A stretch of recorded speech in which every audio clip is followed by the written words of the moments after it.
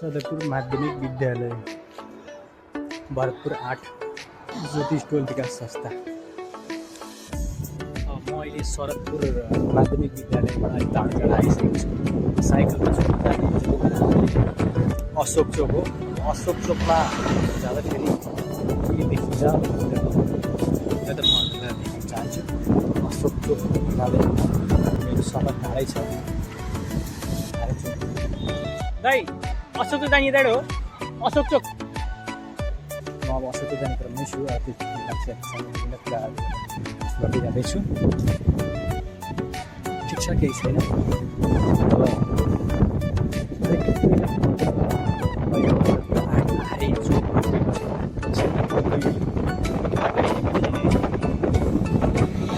टाढै छ बुवाले एउटा बुवासँग नजिकै बुवासँग सोद्धाखेरि नजाने कुराहरू 10जनासँग सोध्दैछु।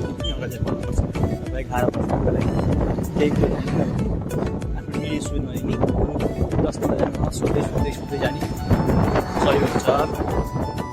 तर म जुन गन्तव्यमा जान लागेको छु अशोक दुईवटा अशोक छ अरे। म एकैछिनमा जानेको छु। हालेको थिएँ मान्छेसँग दुईवटा हालेको छु। गौरीगञ्जमा पुगिसकेको छु। जुन हाम्रो पुरानो ठाउँ पनि थियो। गौरीगञ्जमा पुगिसकेँ। गौरीगञ्ज सोसल चाइल्ड एन्ड भेजमा पुगेको छु। ठाउँ टाढै रहेछ। मजाको लाग्यो तर अशोक त्यहाँसँग टाढै रहेछ। गौरीगञ्ज 8मा पुगिसकेको टाढै रहेछ। केही छैन।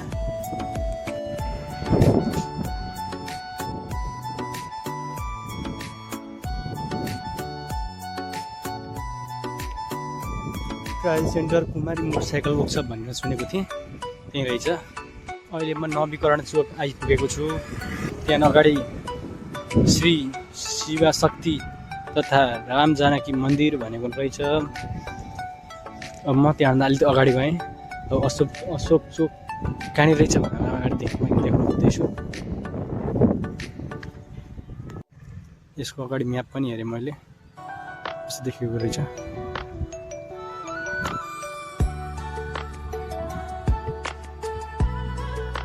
यस्तो ठाउँ देखियो।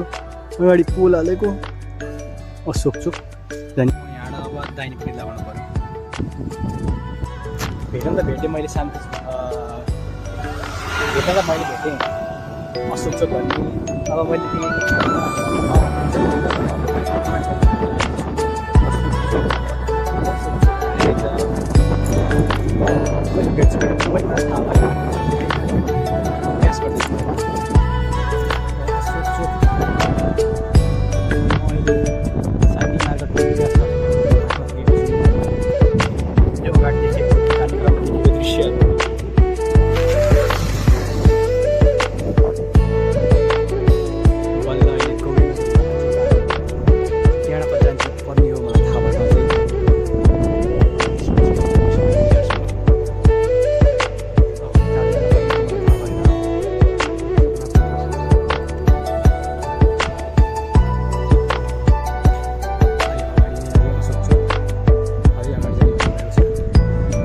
सायद अहिले भूमिगत बत्तीको लागि कि पानीको लागि गर्दै रहेछ।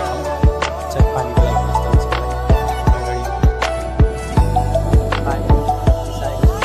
अगाडि खालको पनि पानीको छ।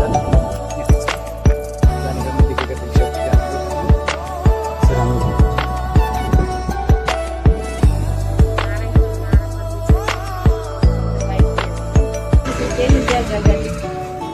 ए उसले दान गरेको छ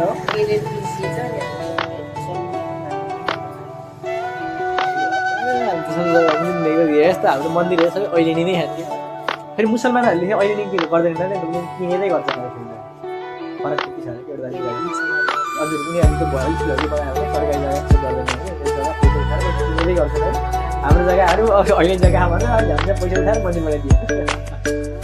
अरे फरक छ कि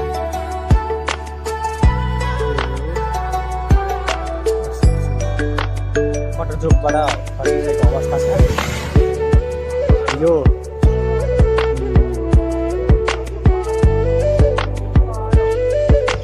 मकनचोक 8 मकनचोकबाट भित्र बस्नु पर्दो रहेछ।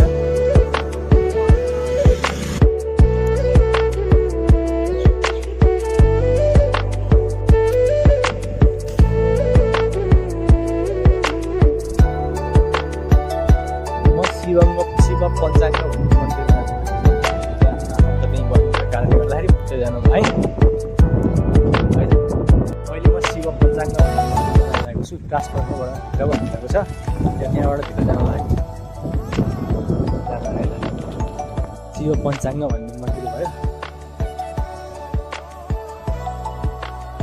कार्यक्रम हुँदो रहेछ। यो गौरीगञ्ज नजिक रहेछ। म त्यहाँभित्र पस्दैछु है त।